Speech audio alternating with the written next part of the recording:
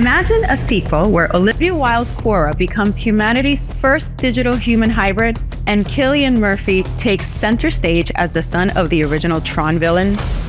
This was Tron 3, the unmade continuation of Tron Legacy, a movie that was greenlit, cast, and ready to shoot before Disney pulled the plug.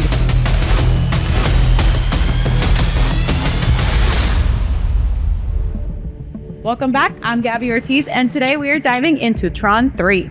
In this video, we'll cover the full story of the planned sequel and how it would have reversed the first two films' concepts, which actors were set to return, and how Cillian Murphy's cameo in Legacy was going to pay off in a big way. Why Disney canceled the project just weeks before filming despite confirmed castings and locations. And finally, how the story eventually morphed into Jared Leto's Tron Ares. So let's plug in and load the grid one more time.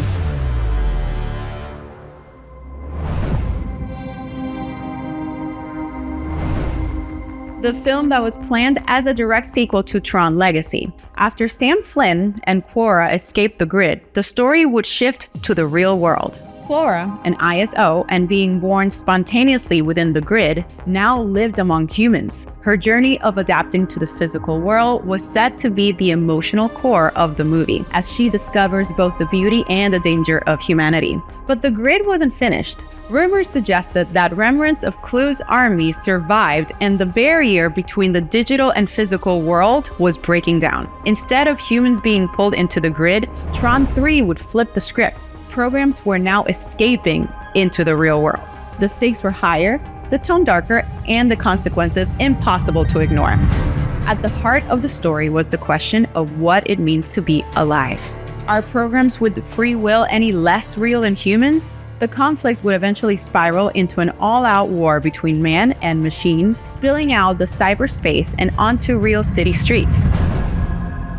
Who was the cast of the canceled Tron 3, Tron Ascension? Garrett Hedlund was set to return as Sam Flynn, still wrestling with the legacy of his father and the corporate empire of Encom. Olivia Wilde Quorra was the breakout character of Legacy, and Disney intended to make her the emotional centerpiece of the sequel. Her identity as the bridge between two worlds made her vital to the plot. Jeff Bridges, despite Kevin Flynn's death in Legacy, was expected to appear in some form. I mean, what's a Tron movie without Jeff Bridges? And finally, Bruce Boxleitner, the original Tron, would have returned as a reborn version of his character after his apparent sacrifice. The most exciting casting was Cillian Murphy. His cameo in Legacy as Edward Dillinger Jr., the son of the first film's villain, was always intended as a setup. In Tron 3, Dillinger Jr. would have stepped fully into the spotlight as the main antagonist, representing both human corporate greed and a link to the digital uprising. Tron 3 cancellation was tragic. In early 2015, Disney gave Tron 3 the green light. Joseph Kosinski, who directed Legacy, is now known for Top Gun Maverick and F1 the movie, was back at the helm. Hedlund and Wilde were confirmed, Vancouver was chosen as the shooting location, and production was scheduled to begin that summer. Everything was lined up, then seemingly overnight, Disney canceled the film. Originally, the studio cited creative and timing reasons. Behind the scenes, executives were nervous. Disney had just acquired Marvel and Lucasfilm. With Star Wars, The Force Awakens, and the Marvel Cinematic Universe dominating, a $200 million Tron sequel suddenly seemed like a risky gamble. Adding to that, Brad Bird's Tomorrowland had just bombed at the box office, soaring executives on big-budget original sci-fi projects.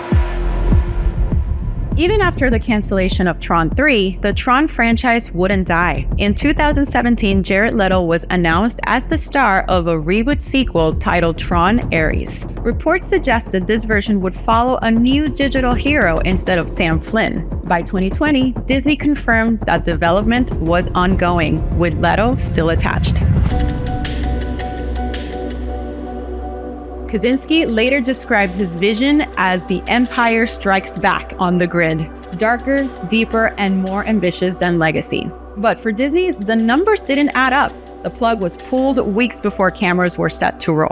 The version we almost got with Hedlund, Wilde, Bridges, Boxleitner, and Murphy was lost in development hell.